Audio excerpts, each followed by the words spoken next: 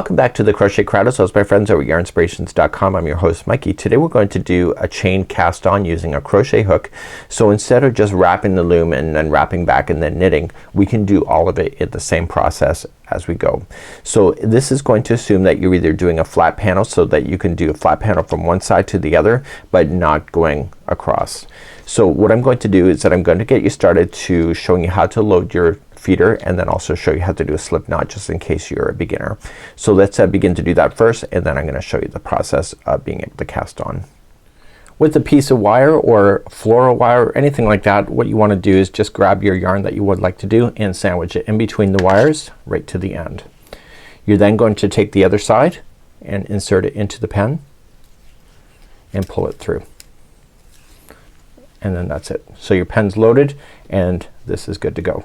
So let's begin to load up our loom. Now remember, with these flat looms you can go as big as you want to go, so there's much longer versions, but this particular one is just a shorter one for demonstration purposes. I would like you to start off with the slip knot, so I'm gonna pretend that you don't know how to do a slip knot. So you're just going to take the yarn and take your pointer finger and wrap the yarn twice. Okay, so yarn, wrap twice. So point and wrap twice.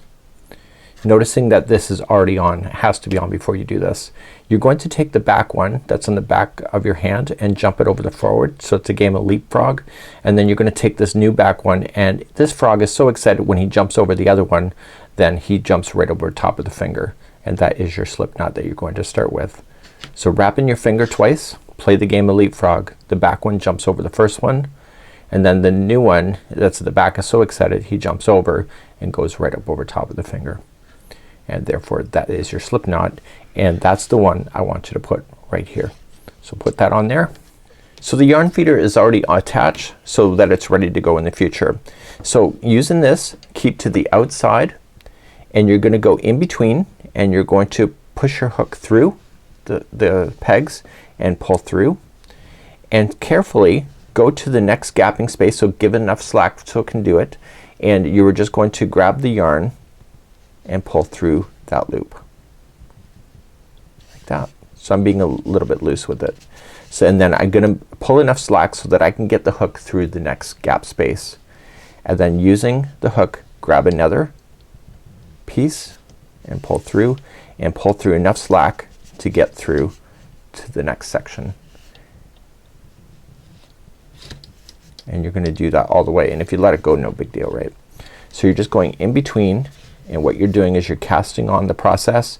So instead of wrapping the loom and then re-wrapping and then knitting, you're doing everything all in one by doing a chain cast on like this.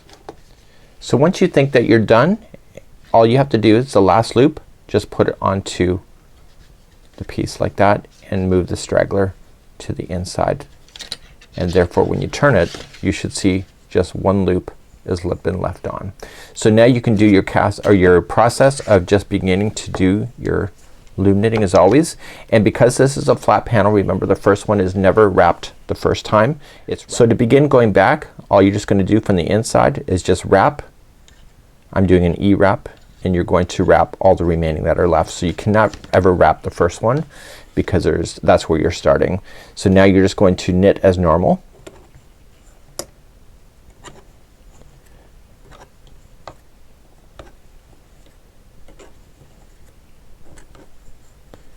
And then you're going to push down, and then you can knit coming back. So when you start, see the first one is never wrapped, and then you're gonna wrap right into the very last one. So the last one for the first time is being knit for the first time.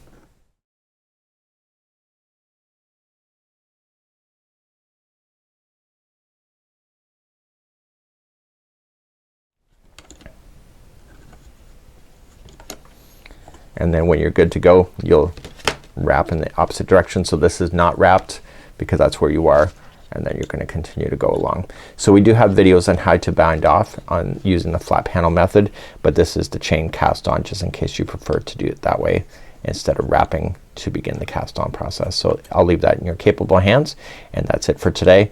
And this is how you do the chain cast on. Easy peasy.